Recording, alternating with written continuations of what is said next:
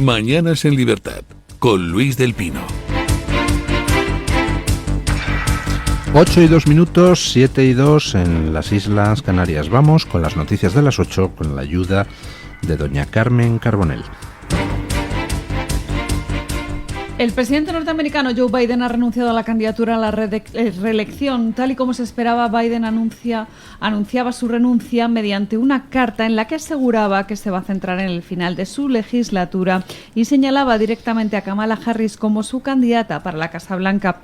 Las presiones demócratas han tenido su efecto final en Joe Biden, que decide apartarse de esa carrera presidencial ante el recorte también de donantes a su campaña. Sus últimas apariciones públicas habían deteriorado gravemente su popularidad, con lo que las críticas en el seno de su partido eran un clamor. Las encuestas también habían desplomado las opciones de Biden para renovar mandato, por lo que los demócratas han decidido mover ficha en vísperas del Congreso, en el que oficialmente designarán a un nuevo candidato.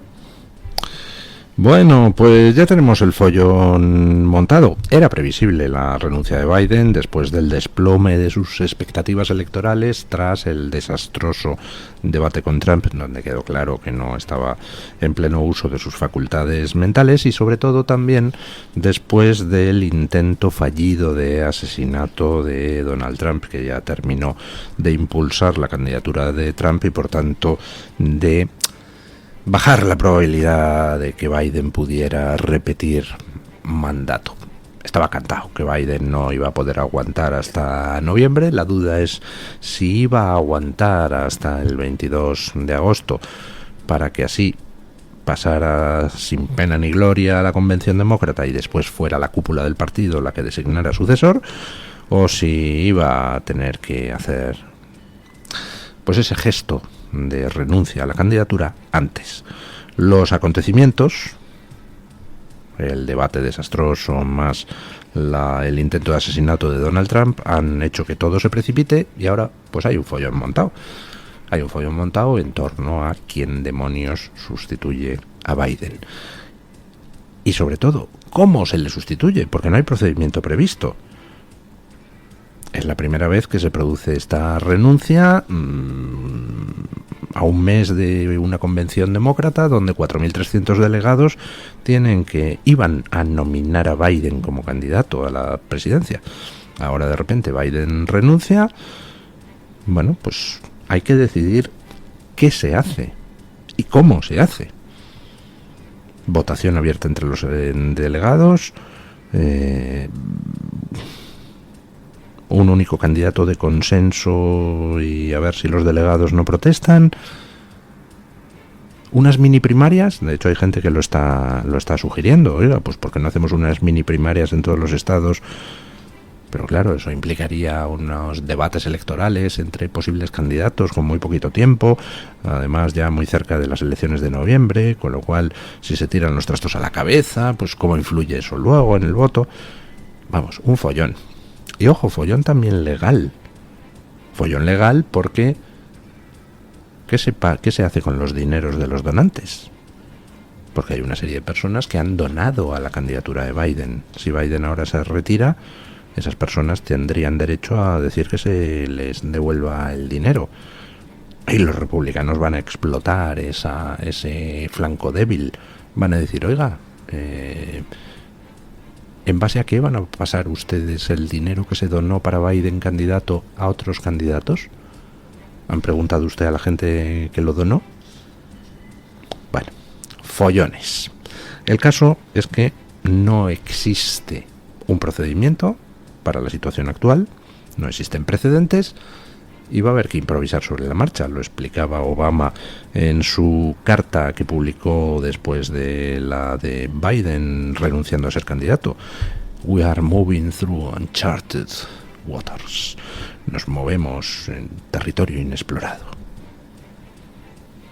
Pues sí, y van a tener que improvisar a toda velocidad algún tipo de solución. Y nadie sabe cuál va a ser. Pero además es que esta renuncia de Biden plantea un problema conceptual. ¿Por qué renuncia Biden? Pues hombre, porque está claro que no está en condiciones mentales de ser candidato a la presidencia, ¿verdad? pero sí está en condiciones mentales para seguir siendo presidente hasta enero, que se produzca el traspaso de poderes. No está en pleno uso de sus facultades para ser candidato, pero sí está en pleno uso de sus facultades para llevar el maletín nuclear. Escuchen. Tras la salida del presidente estadounidense Joe Biden de la carrera presidencial, los republicanos piden que el mandatario dimita inmediatamente, ya que si no puede optar a la reelección no debería seguir gobernando. El presidente de la Cámara de Representantes, el republicano Mike Johnson, ha sido el primero en señalar que el argumento sobre la merma de sus capacidades es suficiente para pedir que se aparte también del cargo de presidente. Además, acusaron a Kamala Harris de estar encubriendo el declive mental de Biden y, de hecho, la señalan como responsable de la política migratoria de Estados Unidos, la cual califican como un desastre. Pues, efectivamente, la duda es esa. Vamos a ver, ¿Biden está en pleno uso de sus facultades mentales? Sí, pues entonces podría ser candidato. No, bueno, pues por eso ha renunciado de candidato.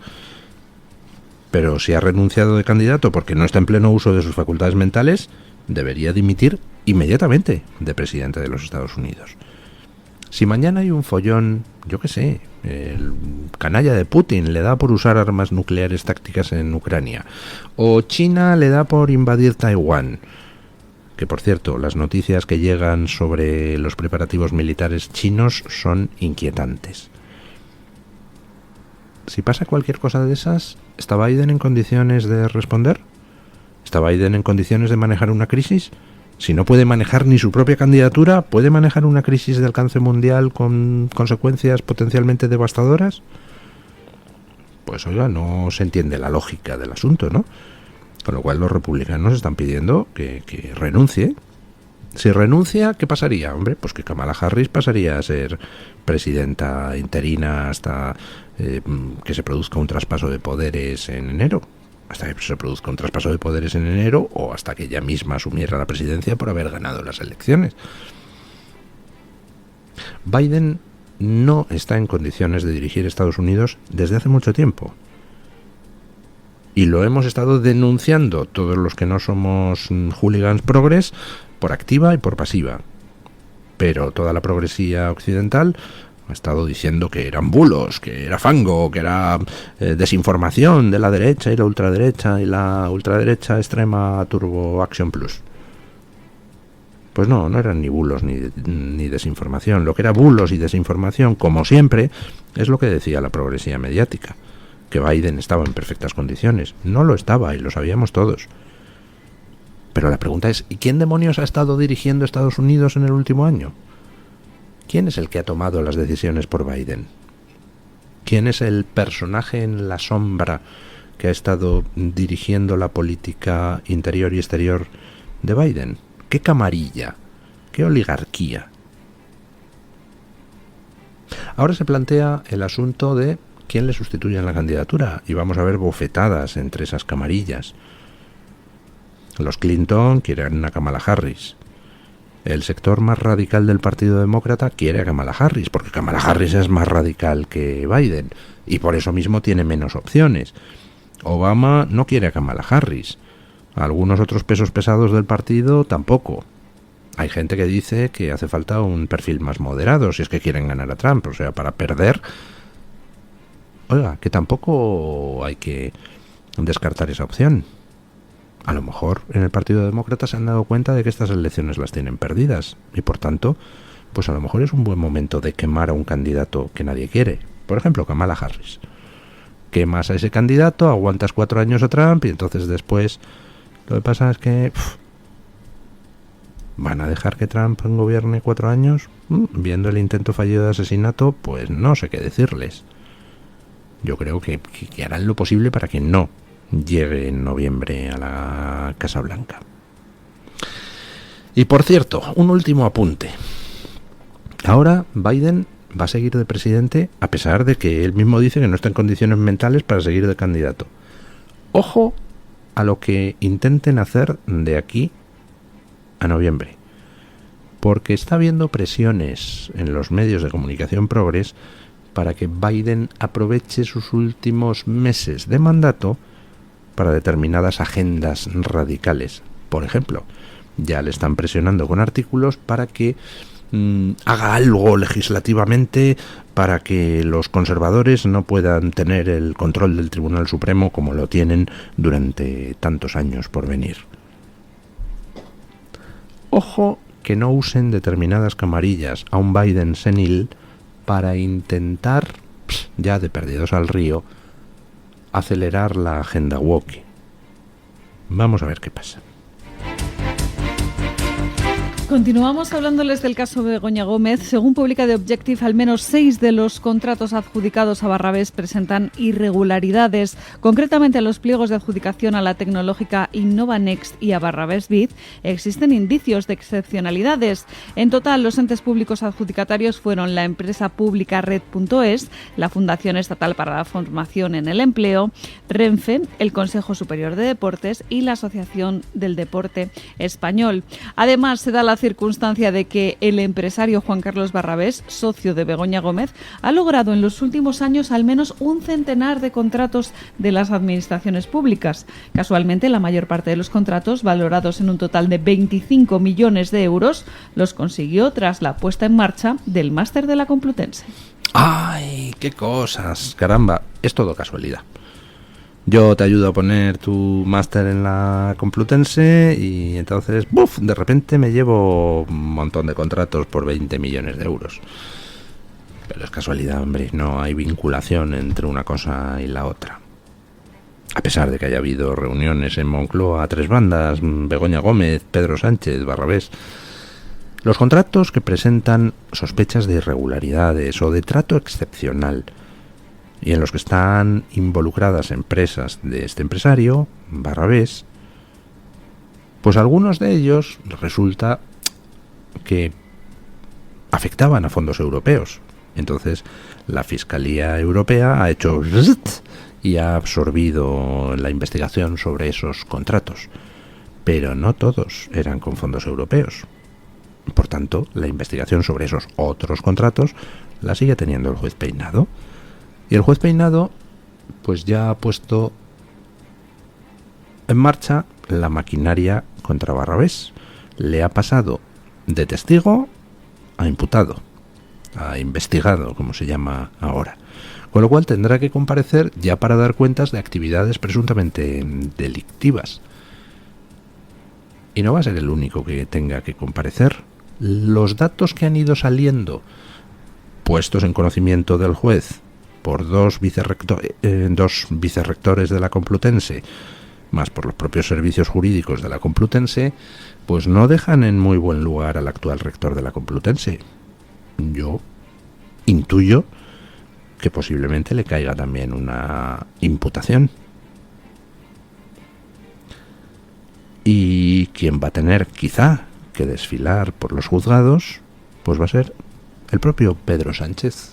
Vox ha pedido al juez que Pedro Sánchez declare como testigo, puesto que estaba en reuniones donde 2 de las 3 personas, Begoña Gómez y Barrabés, están ya imputados, pues el tercero, Pedro Sánchez, podrá decirnos algo sobre el contenido de esas reuniones, ¿no? ¿Qué se habló en ellas? ¿Qué se negoció en ellas? Al final, pues parece que no han surtido demasiado efecto las amenazas de Pedro Sánchez ni contra los medios ni contra los jueces. Los medios siguen publicando información de los distintos aspectos de las irregularidades que podría haber cometido Begoña Gómez, que se negó, como ustedes saben, a declarar el pasado viernes ante el juez. Pedro Sánchez, en tu carta de enamorado de abril, en esos 5 días que te tomaste de asueto meditativo, dijiste que Begoña Gómez se iba a poner a disposición de la justicia para aclarar todas esas difamaciones, bulos, todo ese fango que se arrojaba contra ella. Bueno, pues el juez ya la citó por segunda vez y se ha negado a declarar. De nuevo, Pedro Sánchez, mentiste. Y todos sabemos por qué mentiste, ¿verdad? Porque Begoña Gómez no es Begoña Gómez. Begoña Gómez es uno de tus peones, uno de tus mandados. igual que lo era Koldo, igual que lo era Ábalos, igual que lo es Marlaska, igual que lo es Ángel Víctor Torres, igual que lo es Francina Armengol. Todos son tus peones. Y en el vértice de la pirámide estás tú, Pedro Sánchez. Tú eres la X. Tú eres el responsable, si no penal, al menos político y moral, de toda la basura de corrupción que te rodea y que afecta a tu familia, a tu gobierno y a tu partido de una manera, Pedro Sánchez, apestosísima. Y sigues sin dar ni una sola explicación.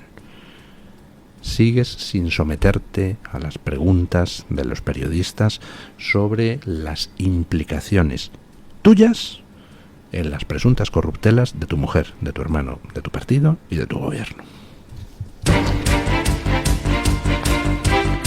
En Francia, el líder del nuevo Frente Popular, Jean-Luc Mélenchon, pide la renuncia de Emmanuel Macron. El líder de izquierda sostiene que los resultados de las elecciones legislativas francesas han cambiado el escenario político, por lo que solo una renuncia del presidente de la República puede evitar una crisis violenta, tal y como ha dicho Mélenchon. La victoria del nuevo Frente Popular en las legislativas ha vuelto a situar a Mélenchon en el centro del tablero político. Sin embargo, Emmanuel Macron ha dicho que no tiene intención de dimitir. De hecho, la candidata de Macron repetirá como presidenta de la Asamblea Nacional en Francia. La elección supone un primer revés para el bloque de izquierdas, que obtuvo el mayor número de escaños en las legislativas del 7 de julio. Pues se está poniendo muy bonita la situación en Francia. Ya saben ustedes que hubo una alianza de toda la izquierda, denominada de manera muy poco siniestra Nuevo Frente Popular, para tratar de evitar que el Frente Nacional ganara en número de escaños. Y lo evitaron. El Frente Nacional ganó en número de votos, pero no en número de escaños. En número de escaños ganó el Nuevo Frente Popular. Pero, amigo, resulta que las bofetadas dentro de ese nuevo Frente Popular, donde hay sensibilidades completamente distintas, hay sensibilidades, pues para que ustedes lo entiendan, como si coges aquí a la izquierda y dices, pues por un lado tengo a los de Sumar, por otro lado a los de Podemos y por otro lado el PSOE, y ahora los junto en un nuevo Frente Popular y hago una candidatura conjunta, pero una vez que se han celebrado las elecciones se trata de ver a quién se nombra como candidato a tal, a qué puestos de poder se le dan a tal otro, y entonces ahí empiezan las bofetadas. Y las bofetadas pues han sido tremendas, por ejemplo, para elegir al presidente de la Asamblea Nacional Francesa, y al final pues resulta que el presidente de la Asamblea Nacional Francesa va a ser uno de la plataforma de Macron, que quedó en segundo lugar detrás del Frente Popular en número de escaños. Y sigue abierto el tema del cargo de primer ministro. ¿Quién demonios va a ser el primer ministro? Macron quiere a uno de su plataforma, apoyado en el Partido Socialista y en los restos del Partido Popular. Pero el Partido Socialista no quiere que haya un candidato de la parte moderada del Frente Popular, y entonces ha hecho una especie de alianza con ecologistas, ojo, y con el Partido Comunista contra Mélenchon, que es como el Podemoide de allí. Y andan a bofetadas dentro del nuevo Frente Popular porque no presentan un candidato conjunto. Macron pues está intentando presionar para su solución centrista. Y entonces Mélenchon hoy se descuelga en el periódico El País con una cosa que yo no sé si interpretar como amenaza. Miren ustedes el titular y el subtitular del País, por curiosidad, échenle un vistazo. A mí me suena a amenaza. Dice que Macron debería dimitir como presidente, dado que ellos, el nuevo Frente Popular, han ganado. Y dice que esto puede degenerar en violencia. Caramba, ¿está amenazando con violencia Mélenchon a Macron? En fin, no sé, es un poco, ¿cómo les diría yo? Inquietante. Pero en cualquier caso, ¿recuerdan ustedes la película aquella de Disney sobre El aprendiz de brujo? Esa excelente obra musical de Paul Dukas. El aprendiz de brujo que empieza a hacer sortilegios y se le va de las manos el asunto. Bueno, pues eso lo ha pasado a Mélenchon con todo lo relativo a las elecciones francesas. las convocó de urgencia para tratar de ganar él las elecciones con el llamamiento a parar los pies al Frente Nacional, y al final resulta que en votos ha ganado el Frente Nacional, y encima en escaños, pues quien ha quedado primero es el nuevo Frente Popular de Melenchón, y ahora mismo Macron pues no sabe muy bien qué hacer. Y tiene otro problema añadido: este viernes se inauguran los Juegos Olímpicos, que son unos Juegos Olímpicos de alto riesgo. No olvidemos las amenazas de grupos islamistas. Si ustedes fueran alguien candidato a ser presidente de gobierno en Francia, ¿cogerían las riendas del gobierno en vísperas de la inauguración de los Juegos Olímpicos para comerse el marrón de cualquier problema que pudiera haber? ¿O esperarían a después de los Juegos Olímpicos? Pues eso parece que es lo que va a pasar. Gabriel Attal, el actual primer ministro francés de la plataforma de Macron, pues ha dimitido, pero Macron le ha pedido que continúe en funciones durante los Juegos Olímpicos, probablemente porque convencer a alguien de que acepte el cargo de primer ministro en estos momentos es absolutamente imposible. Bueno, pues nada, Macron, jugadón, ya tienes al nuevo Frente Popular pidiendo tu dimisión de presidente. Bueno, y vamos con Santiago Hospital para que nos cuente qué trae hoy Voz.us en la portada. Buenos días, don Santiago. Don Luis, muy buen lunes. Llevamos hoy en Voz una amplia cobertura de las elecciones estadounidenses, sobre todo teniendo en cuenta el paso al costado del presidente Joe Biden. El mandatario anunció el domingo que no buscará la reelección y respaldó en cambio a su vicepresidenta Kamala Harris para que sea la candidata del Partido Demócrata. Como veníamos adelantando en Voz, el cerco se iba cerrando cada vez más alrededor del presidente desde su desastroso desempeño en el debate presidencial. Para conocer a Harris, recomiendo un artículo que llevamos sobre el actual vice que explica su desastrosa gestión como segundo al mando, sus posturas extremistas y su baja popularidad, tanto ahora en el cargo de vicepresidenta como cuando buscó la nominación de su partido hace un par de años. Y hablemos de seguridad, don Luis, porque tras el atentado contra Donald Trump, el servicio secreto ha quedado bajo la lupa. ¿Cómo logró un tirador ubicarse a distancia de tiro de un candidato presidencial que además es expresidente? ¿Por qué no se lo detuvo si las autoridades lo habían localizado antes del ataque? Aquellas son algunas de las muchas preguntas que todavía buscan respuesta a estas horas. Aunque contamos con varios artículos sobre el tema, quiero destacar una opinión del reconocido profesor y abogado Alan Dershowitz, que señala algunos cambios que debe emprender el servicio secreto. Sobre todo dice que debe reforzar sus esfuerzos durante los próximos meses, porque, vaticina, se volverán aún más violentos. También llevamos hoy, y vamos a estar llevando toda esta semana, piezas sobre las inminentes elecciones en Venezuela. Algunos sondeos señalan que el candidato de la oposición, Edmundo González Urrutia, aventaja por hasta 40 puntos, al dictador Nicolás Maduro. A pesar de que el régimen ha prohibido la participación de varios candidatos, de que ha atentado contra quienes muestran públicamente su descontento y de que no ha dado garantías de que estos serán unos comicios limpios, desde la oposición todavía se mantienen optimistas. Todo esto y mucho más en Voz, en nuestras redes sociales y en nuestra web, voz.us. Muchas gracias, don Santiago.